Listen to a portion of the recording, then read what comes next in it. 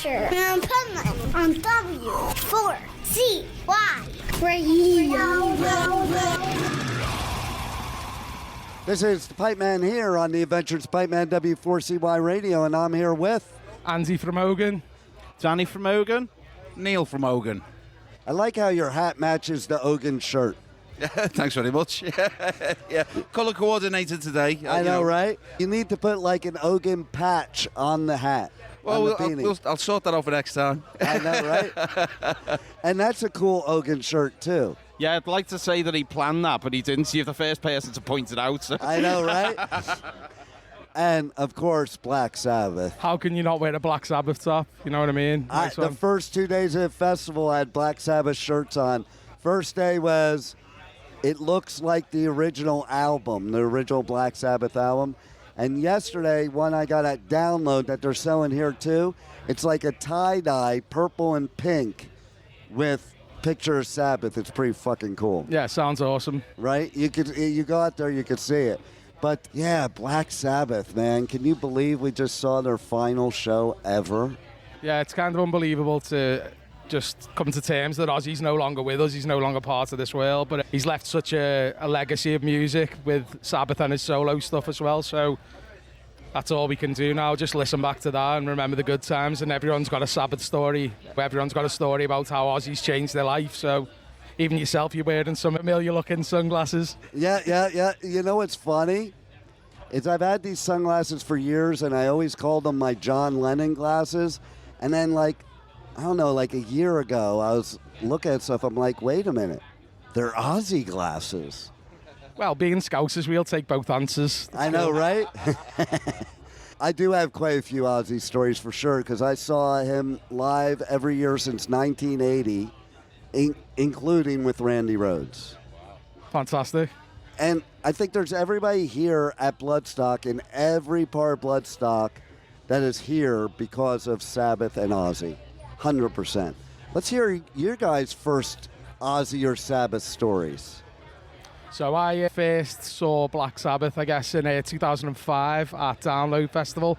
I was actually in the signing tent with In Flames at the time, speaking to Anders, trying to get some stuff signed because I absolutely love that band. And I was getting told off by them because they were like, Black Sabbath are about to start on the main stage. I was like, don't worry, I'm getting ready to run. That was my first time to see them. But yeah. Nice. I don't really have any Ozzy stories, unfortunately. I never got the chance to see him live. But I was obsessed with him as a teenager. I just used to listen to him all the time, and massive inspiration on me. Ozzy and Black Sabbath, like, just huge inspiration. I've never got the chance to see him live, unfortunately, but massive Ozzy fan because he always had amazing guitar players, and I'm a guitar player, so big inspiration with Zakk Wylde and Randy Rhoads and Jakey Lee.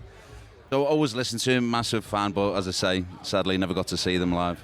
And how cool was it that Jakey Lee was at the final performance, you know? Back to the beginning, Jakey Lee performing, like, that blew my mind that he got invited to do it. They hadn't spoken in God knows how many years. Yeah, I think they'd fallen out with Sharon, hadn't they, over like previous things to do with the guitar riffs and royalties and all that good stuff. But yeah, it's good that he closed a few doors before he closed the final one on himself. Yeah, totally.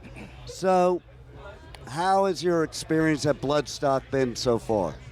It's absolutely epic, as always. Bloodstock, what a festival. Like, just feels like a real cool family-run place. A little bit busier this year, it has to be said, with the sellout. Whether or not they'll drop capacity next year or keep it as is. Either way, it's still an absolutely epic experience. It's not my first rodeo, but it is their first rodeo, so I'll let them have a few words. Yeah, it's my first time at Bloodstock, actually. Really? The first time, and we played yesterday, so that's just like crazy. What was it like? Surreal. What was it like playing? I think it's even now, it's still hard to describe. To be honest, it was just overwhelming. It was just incredible. We had a full room in the new Blood tent. You didn't even expect that, did you? Not at all. I mean, we were hoping for as many people as possible. We never could have dreamed of filling the place. It was just absolutely crazy. And yeah, it's just proper dream stuff of dreams, basically. That's what I love about Bloodstock is because it's DIY and because of metal to the masses, they really promote the bands that are starting out younger, that don't have exposure, all those things, and they make that the big deal. Yeah. Sure, yeah, it's an excellent thing that they've got in place for newer bands to try this stuff out for a new audience of Bloodstock. That's just absolutely amazing, and long may it continue. So we had a hell of a time, hell of an experience. We just want, that to keep going. Tell us about your road to Bloodstock. Tell us how you ended up on that New Blood stage. We were the winners of the Merseyside Metal to the Masses. We had a tough route to the final with a lot of talented bands out of the city of Liverpool and the surrounding regions. We had both heats that we went through before winning, obviously, the final. The anticipation was absolutely insane when we were in there just waiting to hear the results. It was announced by our good friend Coop from the Spoken Metal Show. Prior to that, we already had the crowd chanting our name, Ogun, Ogun. So if we didn't win, that would have been really embarrassing for us. We'd just be like standing there like in all expectations. But yeah, it still didn't alter the fact that as soon as your name was officially announced that you are winning, you are going to play Bloodstock at the New Blood stage. Absolutely phenomenal. It's like a common theme, too. Go ahead. It's like a common theme about Bloodstock and Metal to the Masses. Like, most of the bands I've talked to, all the bands I've talked to, none of them expected to win. And those are the winners. Well, it's an amazing experience for us, and we were thrilled to get through the final, and actually being here is a dream come true, really. As Danny said, I don't think it's actually sank in that we've actually played. It was such a great gig as well. The sound was great, the crowd were great, and we thoroughly enjoyed it. And hopefully we'll get to play again at some point. I think you will. Yeah, just looking at the limited media that we've seen from our friends on their phone, because obviously there's no signal at Bloodstock to send these videos around. The tent was absolutely packed, and the sound, as Neil's just mentioned, was absolutely immaculate. What would you say is your favorite experience, besides playing, of being here at Bloodstock? My experience for me personally is seeing a lot of people that just recognise me now from the band that just played, and all my friends around the country who attend this festival year on year. It's a great time to see them all hang out, give them a cuddle, have a good few beers. You know how it goes, just party and enjoy yourself, basically. That's me. There How you about go. yourself, Dan? Well, I mean, this is my first festival in about 15 years. Wow. Last time I went to a festival was Downloads 2010. Big For difference. AC/DC, Aerosmith, all that kind of stuff. So just to be at a festival again, see all our friends and stuff, obviously playing, and then all of the photos, videos our friends and people who've been to see us have been sharing. Like Andy said, walking around, people are stopping you, saying you played great, you guys were amazing, that kind of thing. It's just mental. It's absolutely mental. Totally. And we actually. Another little crazy thing that happened was this morning, somebody tagged us on Instagram, and we were on BBC News, Derbyshire. It was a whole expo about Ozzy Osbourne and about Bloodstock. They were covering Bloodstock Festival and just interviewing people from all around the site. And then suddenly there was a clip of a band playing, and it was us. Wow. And it was just a video, a short clip of Andy and a bit of one of our songs, and we were just like, what the hell? What the actual hell is that? Right? That's absolutely incredible. So I think that is probably the highlight for me. That's probably the highlight for me. That's freaking amazing. Yeah. Other than playing, of course. How about you? Well, just the whole vibe of the festival, really. There's different places you can go. If you want to chill, you can go someplace. If you want to go crazy with some heavy metal, you go to this tent. And if you want to get some food, that's great as well. So it's nice being able to experience the whole festival, really. You could go get some Yorkshire pudding and go to the video game and room. pizza, which I love. Yorkshire pudding and heavy metal. Ugh. Yes. So, what else do you want the listeners to know about you guys that's coming up in the future or whatever that they should look out for? And also give them your socials. Tell them how to buy your merch. They can't listen to my show unless they buy your merch. Yeah, of course. You guys got badass merch. Thanks so much. So all the socials are probably best accessed through our link tree, which is just a link tree lit URL /Ogun_Liverpool. That's OGUN. They can find absolutely everything there with regards to our gigs and also our merchandise. But to talk on the gigs that are coming up, we're supporting the Troops of Doom on 4 dates of their UK tour with our good friends in Devil's Henchmen, who are doing the full tour with them, so that's going to be really good. Going on tour with your mates and also an ex-member of someone from Sepultura, what more do you want with that? There's also a local event in Liverpool called Scouse of Heaven, a little bit of a play on words for the Slayer song, and that's going to be a non-profit event that's going to be a yearly metal event in Liverpool. So that is going to be absolutely amazing. And hopefully that will grow and go from strength to strength and year on year, because heavy metal is just alive and well in our city, despite what people say. And since you're from Liverpool, I have a trivia question for you. A trivia question. Well, you said trivium question. I was like, hang on a minute, are they Scousers, are they? Yeah, they're from my neck of the woods, not Liverpool. Okay.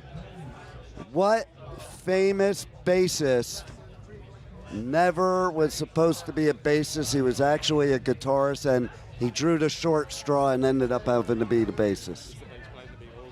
Paul McCartney. There it is. Let's go. I gave you the Liverpool hint because most people don't guess it.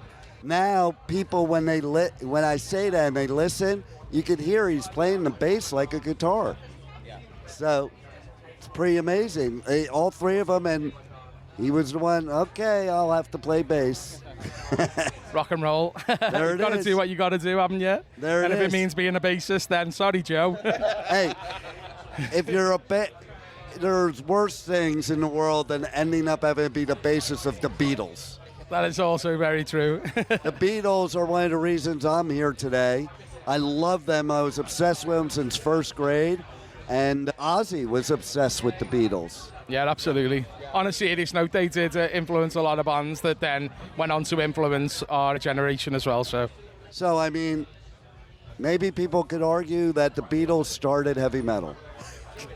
that's a long shot, but we'll go for I it. know, right? That'd be so funny. I actually had a scenario where Carmine Appice, I did an interview, and he said, I don't think Black Sabbath started heavy metal. I think Metallica did. And that interview went viral because, like, what the fuck do you mean Black Sabbath didn't start metal?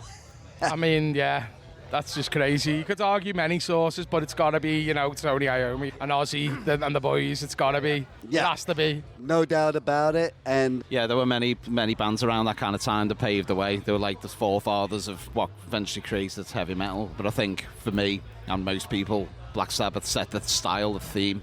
It really kind of made it scary and spooky. and the deeper guitar and because the of heavy Tony. crush again, yeah, because Tony Iommi pretty much he changed. He did what other people were doing in that time, just in a bit of a darker, more sinister way. And that definitely, like, who knew that would create an entire, Right. a genre of music that spiraled. There'd be into no so many different- Bloodstock without Black Sabbath. No. And there's no Bloodstock doubt. without Ogun either. Let's go. Thanks for being here on the Adventures of Pipeman. Thanks so much. Thank you, man. Thanks. Cheers, mate. Michelle Kerr was my press officer for my entire fucking career here in the UK. My entire career with Machine Head. She recently passed away, and it was a very, very sad day. And I can tell you the reason that I'm going to tell this story is because she was family. She was Bloodstock family. She was heavy metal UK family. Most of the bands that you know and love, you probably heard of because of that woman right there. Slipknot, Slayer, Machine Head, Trivium, Killswitch Engage, Hatebreed, you name it. She helped lift everybody up, man. She helped lift everybody up. And in so many ways, she helped make this entire music scene, this incredible, beautiful community that lives here at Bloodstock, man. She helped make it. So ladies and gentlemen, please make some noise for Michelle Kerr.